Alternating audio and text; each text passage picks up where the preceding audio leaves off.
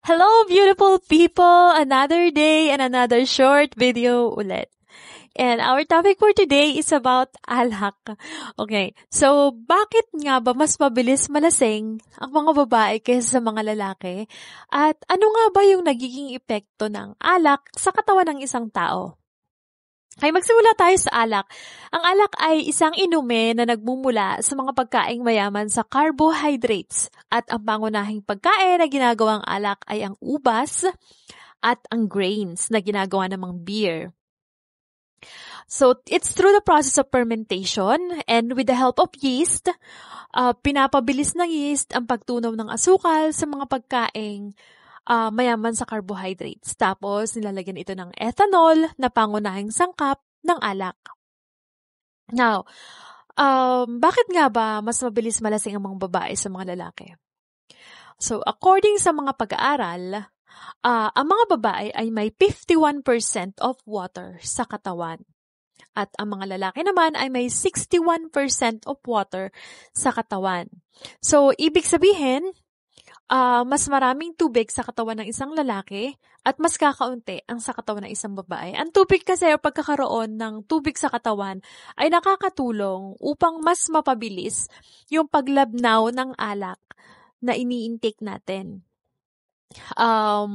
Kaya hindi sila masyadong nalalasing or nakakales ito sa toxicity na epekto nito sa katawan ng isang tao. Kaya, mas mabilis malasing yung mga babae dahil mas maunti yung tubig nila sa katawan.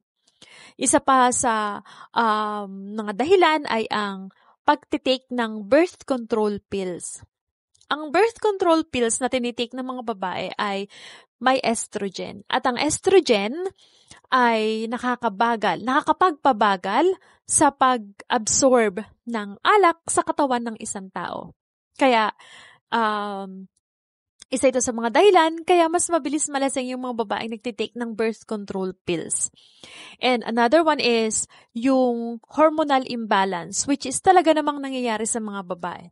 Kaya, yung pag may hormonal imbalance yung isang babae, for example is, pag malapit na yung menstrual period, ayun, doon na, mas mabilis silang malasing during that time.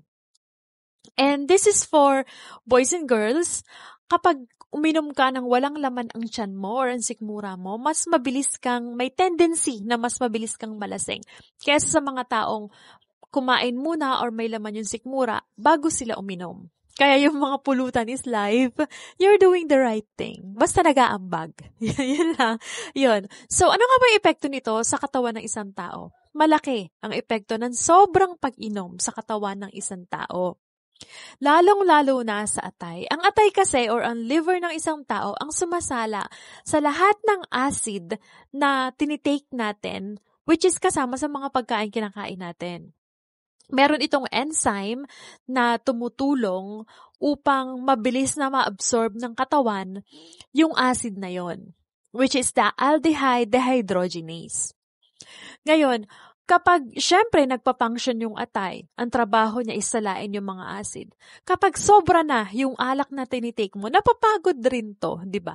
Sa sobrang pagod na yon is namamatay na yung ibang mga cells or enzymes na yon. At ang unang-unang magiging sakit sa sobrang pag-inom ay ang fatty liver or pagkakaroon ng taba sa loob ng mga cells ng atay.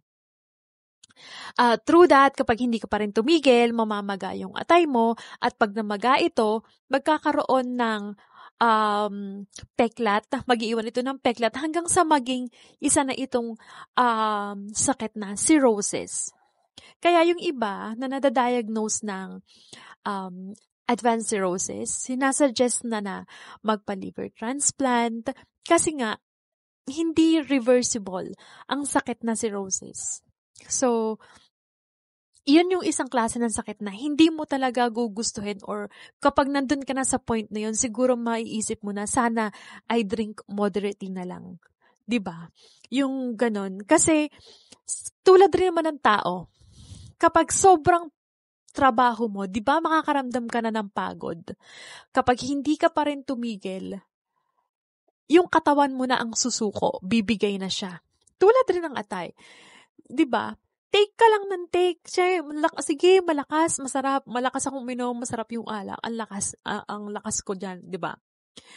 Pero hindi mo ba naiisip na yung organ na tumutulong sa'yo para mapabilis yung pag-consume ng alak sa katawan mo at mailabas agad ito ng katawan mo is sumusuko na, pero ikaw hindi, lumalaban ka pa. Ang hirap, 'di ba? So, isipin mo na lang 'yon, 'di ba? Kung ikaw sobrang pagod mo na, pipilitin mo pa rin magtrabaho, bibigay na yung katawan mo, ganun din yung liver mo, 'di ba?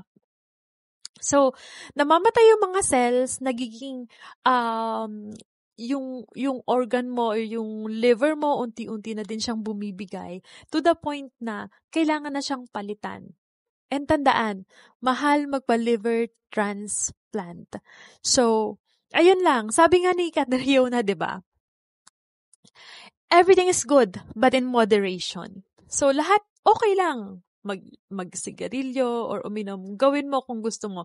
But then, in moderation. Huwag mo namang abusuhin or huwag naman sanang mauwi sa addiction na kasi have a self-discipline. Kasi ikaw din yung mahihirapan, ikaw din yung magsasuffer, and buti sana nga kung ikaw lang. Kaso yung mga family member mo, baka kasama mo ding mag-suffer, 'di ba? Kapag hindi mo na kaya, sino ba lalapitan mo, 'di ba? So, ayun lang. This is just a reminder for everyone na everything is good but in moderation.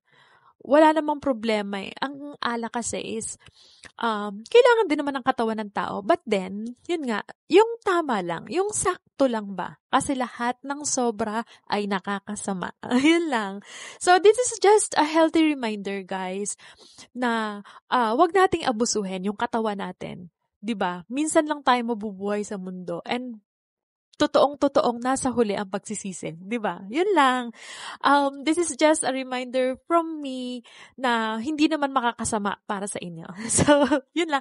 Thank you so much again, by the way, for watching my video, for following me, for liking the video, for commenting. Maraming salamat po. This is not just for me to earn dito sa Facebook, pero gusto ko kasi yung ganitong ginagawa ko. Ang hirap kayang mag-memorize. So, yung yung makita ko lang na naka 300 views na ako, 400 views na ako, sobrang saya ko na, 'di ba? Tsaka may mga nagla-like. Yun lang. Thank you so much for watching again and again and again and again. Salamat. Have a great day and you keep safe always. Bye.